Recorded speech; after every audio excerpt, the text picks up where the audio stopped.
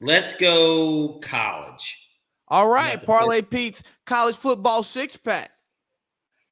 We got a nice little interesting slate here with the college games, and we're going to make up for that 2-4 from last week. And I'm not one to shy away from winning and losing on this stuff, but we've got a lot of good stuff. So let's hop into it.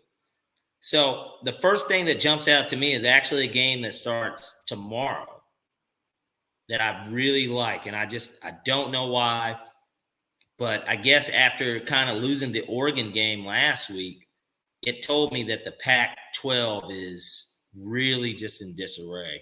And I say it's in disarray because Oregon, after beating Ohio State, was supposed to have been that team. That, you know what, maybe they finally sneak in because the Pac-12 is who's been outside of Washington that one year. They're the team that's been kept out of the playoffs every year. Yeah. And games like the one that we saw last Saturday kind of prove it. Arizona State is playing Stanford, and they have this line set at plus 13 for Stanford on the road for tomorrow. Don't do that against Herm. I got to ride with Stanford plus, and I'm going to buy the 1.5, plus 14.5. I just don't see. Okay, never mind. I don't see Stanford losing by over 2 touchdowns to Arizona State. Arizona State was impressive against USC. For those that watch the late 10:30, games or whatever, they were impressive. But I just wasn't. UCLA. I just wasn't. I wasn't that impressed. And there's nothing wrong with Herm. Herm's a chip off the old block. That's what he is. But Stanford's got that continuity. What's his name? The coach, David Shaw. David Shaw has been there since Harbaugh left. So, he had Gerhardt, McCaffrey. He coached Luck. He was the OC before Harbaugh left. And the thing is that Stanford does always put out a solid product. Doug Baldwin. Or not Doug Baldwin. Yeah, no, Doug Baldwin was a Stanford guy. So was Richard Sherman. Yeah. So was Richard Sherman. Richard Sherman was a wide receiver with them. But yeah, Dick Sherman. Point being, they do play a brand of football that he sticks to, and yeah, I think that's a coverable spread. Yeah. I thought you were saying Stanford was 13-point favorites on the road, and I was like, oh no, we can't take that against Herm. They're 13-point dog, but we're going to buy the 1.5 to make it 14.5. Yeah. Next pick. Now we get into Saturday slate. Give me Michigan State money line at Rutgers. Rutgers is not a good team. Ohio State kind of proved that because Ohio State had been struggling with teams. And I know that Rutgers is at home and Michigan State's kind of this surprise team. But Mel Tucker, former Georgia defensive coordinator, former NFL defensive coordinator with the Bears last, if I believe correctly. He was with Tressman and them. He's got that thing humming, and he's an alum. And I think that he's trying to restore the great name that Michigan State football used to be. They used to be a really competitive team for years. And I think that that's back. And I think that that's a relatively easy one, too. Next one. This is going to be one that a lot of people kind of don't see coming because it's such a low-tier game. But I just know Connecticut is playing Massachusetts. These are probably the 2 worst teams in FBS. Seriously. They might be the 2 worst teams in Division I. But Connecticut beat Vanderbilt last week, and that doesn't say much. Georgia was up beating them 35-0 in the first quarter, but that's Georgia. Massachusetts is really bad, though. They're really bad. And if Connecticut, to me, can beat an SEC school like Vanderbilt, I don't know why they wouldn't beat Massachusetts.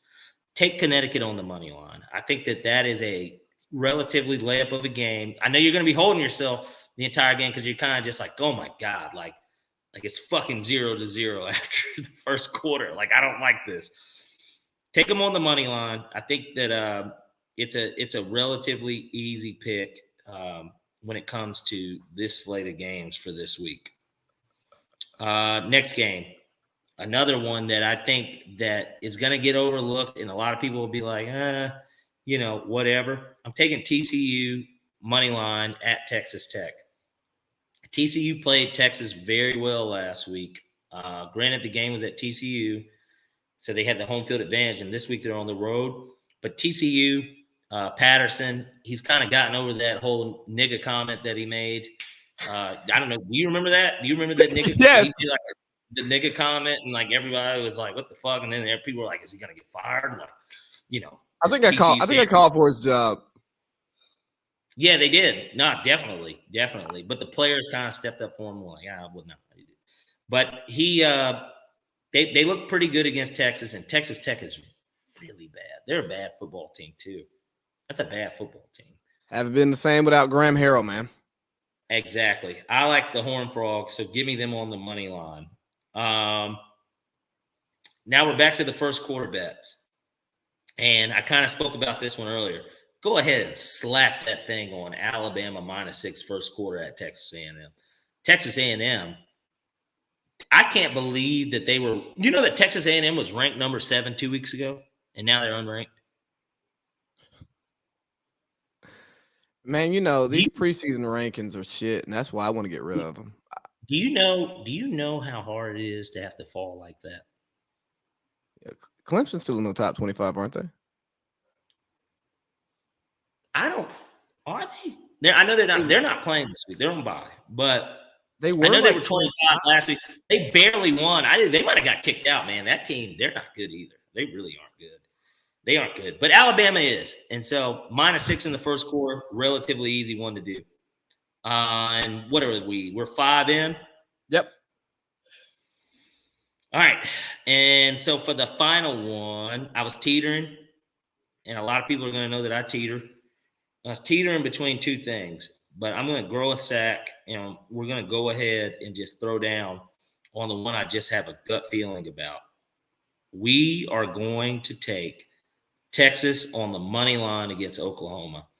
I think that Spencer Rattler and Oklahoma have gotten off long enough against teams that, you know, really weren't supposed to be in games with them, and they just kept fucking being games with 5 minutes left in the fourth quarter. I just can't believe it.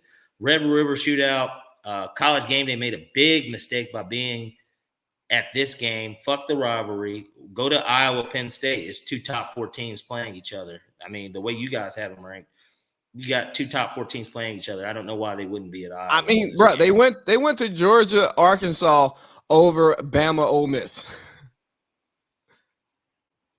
But that was a little bit more understandable. Top 10 matchup. Ole Miss wasn't in the top 10.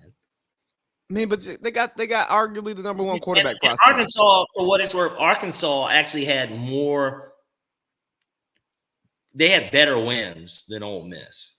Even if I think Ole Miss plays Arkansas this weekend. I didn't put it in my picks, but I've got Ole Miss beating Arkansas. But yeah, but you got Saban versus Lane. You know, it's just a great, you know, good media stuff. Speaking of Lane, I was gonna say, and then the Georgia game was a 12 o'clock game. Yeah, man, that was too early. Yeah, that stadium didn't think it was though. Absolutely not. I mean, the Battery didn't think it was either. I was at PBR's, and it was a nice, decent crowd in there. Yeah, for a 12 o'clock football game. Yeah.